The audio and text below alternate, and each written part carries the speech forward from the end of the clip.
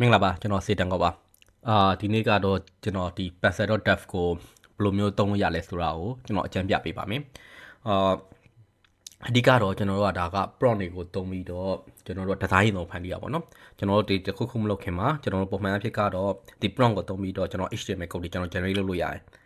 okay နာမည် HTML code တွေ generate လုပ်တဲ့အခါမှာကျွန်တော်လိုချင်တဲ့ပုံစံဖြစ်တာလည်းဖြစ်နိုင်တယ်ကျွန်တော်တို့ပြီးရင်နည်းနည်းလေးတိတိလေးပြင်နေတာနဲ့ကိုကျွန်တော်တို့ကလိုက်ပြီးတော့အများကြီးပြင်နေရတာလည်းရှိရဒီမှာကျွန်တော်ကစာလေးနည်းနည်းပြင်နေတယ် title လေးပြင်နေတယ်ဒါမှမဟုတ်ရင်ဒီတစ်ဘက်က left align နဲ့ right align ကို line ကိုပြောင်းနေတယ်ဒီလိုကိစ္စတွေမှာပြင်နေရရှိရအဲ့လိုမဟုတ်ဘဲねကျွန်တော်တို့ကဒီနောက်တစ်ချက်ကဒီ user ကိုကျွန်တော်တို့ကကုတ်ပြစရာမလိုပဲね design ရင်ဆုံး confirm လုပ်ရမှာပေါ့နော်ဒီ client ကိုအဲ့လိုမျိုးခါမှာဆိုရင်ကျွန်တော် Figma နဲ့ဆွဲတာပေါ့အဲ့လိုမျိုး Figma အစား code တွေနဲ့အစားဆုံးဒီ prompt နဲ့ရေးလို့ရအောင်ကျွန်တော်တို့ Passer.dev ဆိုတာရှိတယ်ကျွန်တော် Figma မှာလည်းကျွန်တော် MCP သုံးပြီးတော့ဒီ Codex ကိုသုံးပြီးရေးလို့ရတယ်ဒါပေမဲ့သူက free user မှာတော့မရဘူးပေါ့နော်ကျွန်တော် paid user မှာတော့အဲ့ဒီ feature ကရတယ်အဲ့တော့ကျွန်တော်တို့ကဒီ design တွေကို client ကိုအရင်ဆုံး confirm လုပ်ပြချင်တဲ့ခါကျရင်ကျွန်တော်တို့ကဒီမျိုး Passer.dev ကိုကျွန်တော်တို့ဒီသုံးလို့ရတယ်ပေါ့အဲ့တော့ကျွန်တော် Passer.dev ကိုကျွန်တော်တို့သုံးဖို့အတွက်ကျွန်တော်လက်ရှိ idea ကတော့ဒီ zada.myanmar.app ဆိုတဲ့ဟာလေးရှိတယ်ဒီကတော့ဒီဟာကိုကျွန်တော်က redesign လုပ်ချင်တယ်ပေါ့နော်ကျွန်တော်တို့ကအစအဆုံးအစ်ပြန်ပြီးတော့ design ကိုပြန်လုပ်ချင်တယ်ဒီ design ကတော့ကျွန်တော် GLM 4.7 နဲ့လုပ်ထား design အဲ့တော့ကသူက prompt နဲ့ပဲ generate လုပ်ထားတာ okay အဲ့တော့ကျွန်တော်တို့အစဆုံး design ပြန်လုပ်ချင်တဲ့အခါမှာကျွန်တော်တို့က Passer.dev ကိုသုံးပြီးလုပ်မယ်ပေါ့အဲ့တော့ကျွန်တော်တို့အရင်ဆုံး prompt ကိုကျွန်တော်စဉ်းစားထားတဲ့ prompt ပေါ့နော်ဒါကကျွန်တော်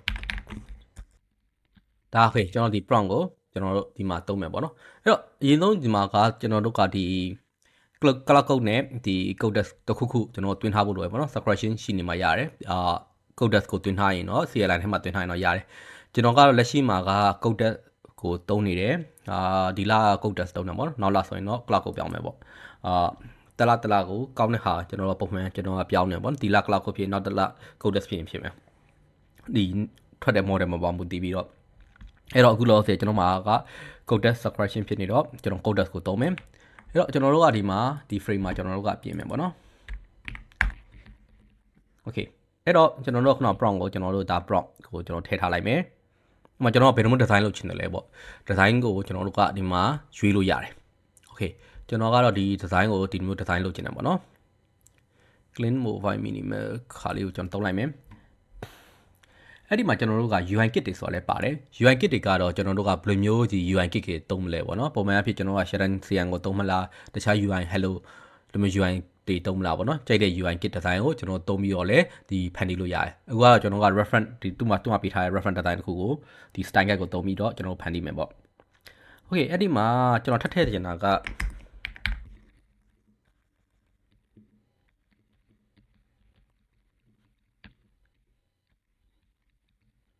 home ရယ် family ရယ်ကျွန်တော်ပြီးတော့ contact ဒါကိုဒီ menu ကိုကျွန်တော်ထည့်ထားမယ် okay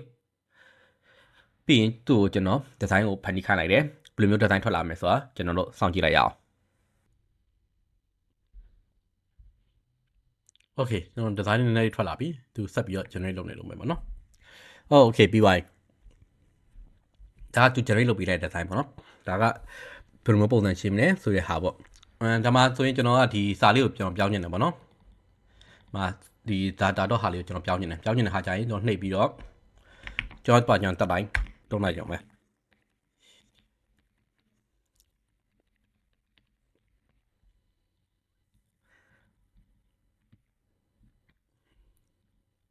ပြီးတော့ဒါကိုကျွန်တော်မြန်မာလိုပြင်ကျင်တယ်အဲ့တော့ဒီမှာ font ကိုကျွန်တော်ပြင်ရမှာ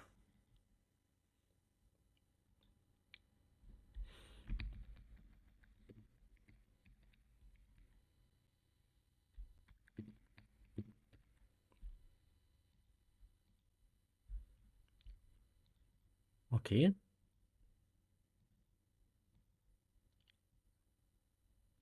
ဖုန်းနဲ့တည်လိုက်ဒါဆိုရင်ကျွန်တော်လိုချင်တဲ့ပုံစံတိုင်းရသွားပြီပေါ့နော်အဲ့ပါဆိုရင်ကျွန်တော်တို့လိုချင်တဲ့ပုံစံတိုင်းအများကြီးအရင်ကဒီဇိုင်းနဲ့ဆိုင်တော့အများကြီးပို့ပြီးတော့ကောင်းတယ်ပေါ့နော်ကျွန်တော်မြင်တာကတော့ဒီမစိုးဘူးပေါ့အဲ့တော့ဒါကိုကျွန်တော်တို့ကပြန်ပြီးတော့react ကိုဘယ်လိုထုတ်မလဲပေါ့ okay ဒါ react ကိုထုတ်တဲ့ကိစ္စကိုကျွန်တော်တို့ဆက်ပြီးတော့လုပ်ကြည့်အောင် Okay React ကိုသုံးဖို့အတွက်ကျွန်တော်ကတော့ Vue ကိုသုံးတယ်ပေါ့နော် Vue မှာကတော့ကျွန်တော်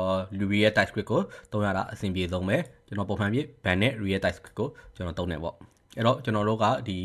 Vue နဲ့ React TypeScript ကိုကျွန်တော်အရင်ဆုံးဖန်တီးပါမယ်ဒီဟာကိုအရင်ဆုံးဖန်တီးဖို့တစ်ခုသတိထားဖို့ကကျွန်တော်တို့ဒီ command line သုံးတဲ့နေရာမှာဒီ pan ဆိုတဲ့ file လေးရှိနေဖို့လိုတယ်ဒါမှလားကျွန်တော်တို့ကဒီ MCP ကိုကျွန်တော်သုံးလို့ရမှာပေါ့နော်အခုကကျွန်တော်ကဘာသုံးမှလဲဆိုတော့ code.cli ကိုသုံးပြီးတော့ဒီ pan ရဲ့ MCP နဲ့ကျွန်တော် React application ကိုကျွန်တော်ပြန်ပြီးတော့ထုတ်ကြည့်မယ်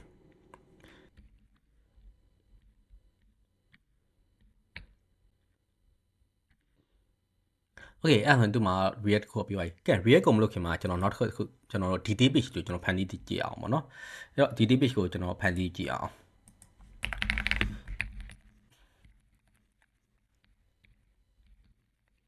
ကဲဒီ DT page မှာကြာတော့ကျွန်တော်တို့ကဒီ information တွေကိုပြခြင်းတယ်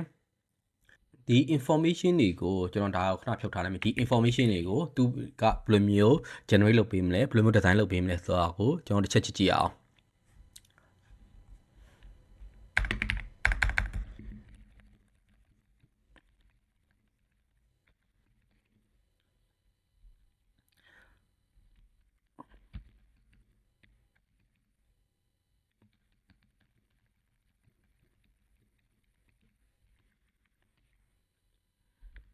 အဲ့တော့ဒီမှာကျွန်တော်မလိုရတဲ့ information တွေမပါတဲ့ဟာတွေကျွန်တော်ဖြုတ်ထားလိုက်မယ် Okay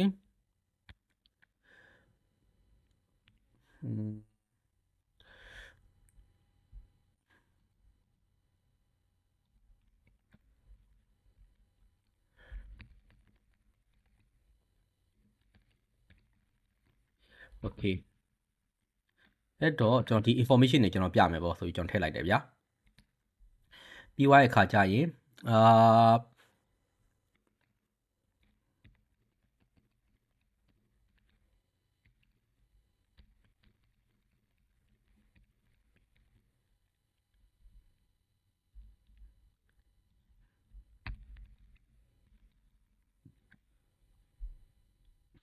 โอเคဒါဆိုရင်ကျွန်တော်ကရလာ information တွေကိုသူ့ဒီ database ကိုဒီ design လုပ်ခိုင်းလိုက်တာပေါ့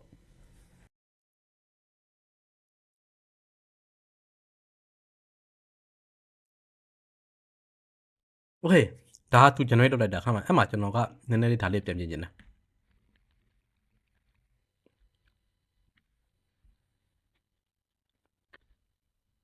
โอเคဒါဆိုရင်သူက design လုပ်ထားဒီပုံစံလေးထွက်လာရပေါ့โอเคအဲ့မှာဆိုရင်ကျွန်တော်ဒါလေးကိုကျွန်တော်ထပ်ပြီးတော့ပြန်ပြင်အောင်မယ်ဒီမှာ copy prompt ပါရယ်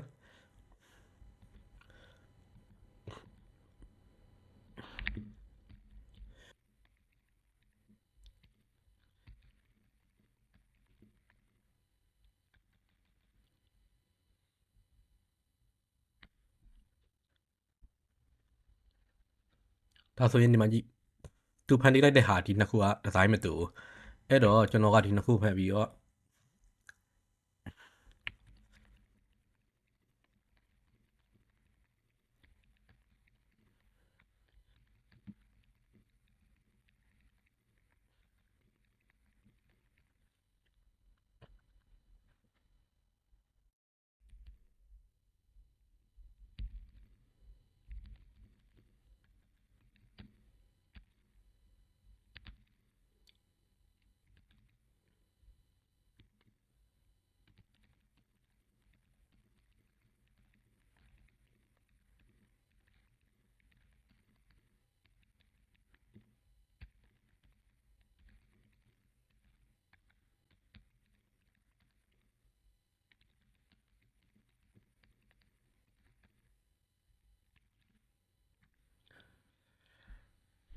ကဲကျွန်တော်ထပ်ပြီးပြင်ခိုင်းလိုက်တယ်ဒါဆိုရင်ကျွန်တော်တို့လိုချင်တဲ့ပုံစံ design လေးရသွားပြီ menu တွေရောဒီ copy prompt တွေရောကျွန်တော်တို့လိုချင်တဲ့အတိုင်းရသွားပြီ okay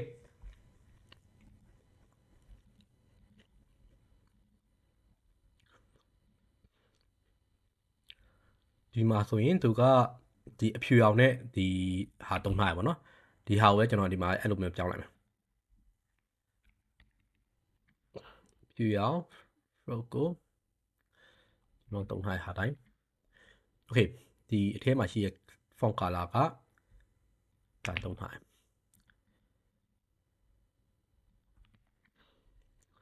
โอเคဒါဆိုရင်ကျွန်တော်တို့ကရပြီအဲ့ဒါကိုကျွန်တော်တို့ကreact နဲ့ကျွန်တော်ပြန်ပြောင်းမယ်ပေါ့အဲ့တော့ကျွန်တော်တို့ကဒီတစ်ခုလုံးကိုကျွန်တော်ပြင်ထုတ်လိုက်မယ်အဲ့ဒါပို့ပြီးအဆင်ပြေတယ်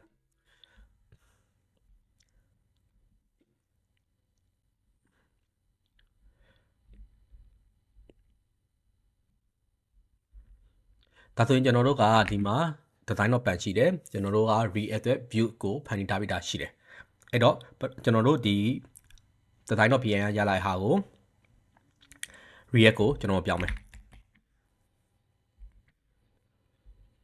အဲ့တော့အရင်ဆုံးကျွန်တော်လုပ်မှာက initialize လုပ်မယ်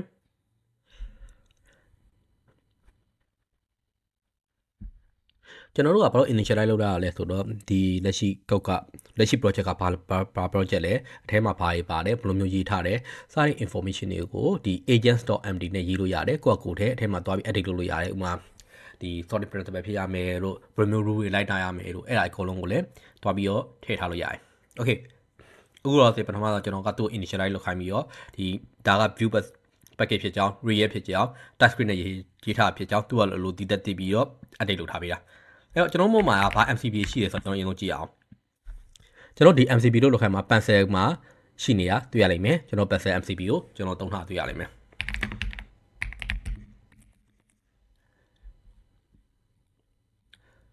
โอเคကျွန်တော် select လုပ်လိုက်တယ်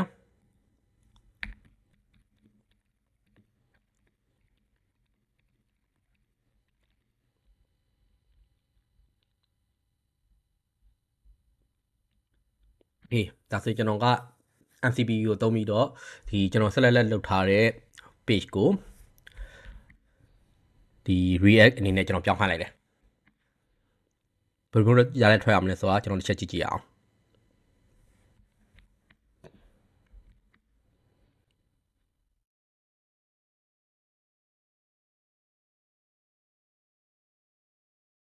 โอเคဒါဆိုရင်အခုဆိုရင်သူ run လုပ်ပြီးသွားပြီဒါဆိုရင်ကျွန်တော်တစ်ချက်စမ်းကြည့်လိုက်ရအောင်ဘယ်လိုမျိုးရလဲထွက်လာလဲဆိုတော့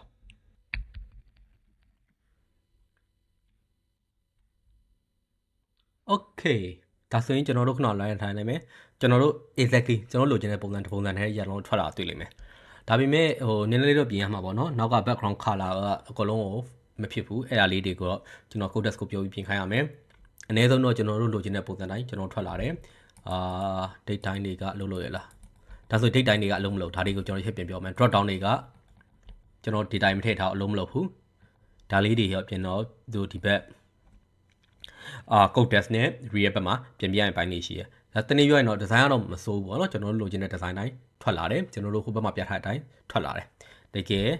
သုံးလို့ရတဲ့ design တစ်ခုထွက်လာတယ်ပေါ့နော်ပြင်ပြရမယ့်ဟာလေးတွေရှိတယ် adjust လုပ်ရမှာလေးရှိတယ်ဒါပေမဲ့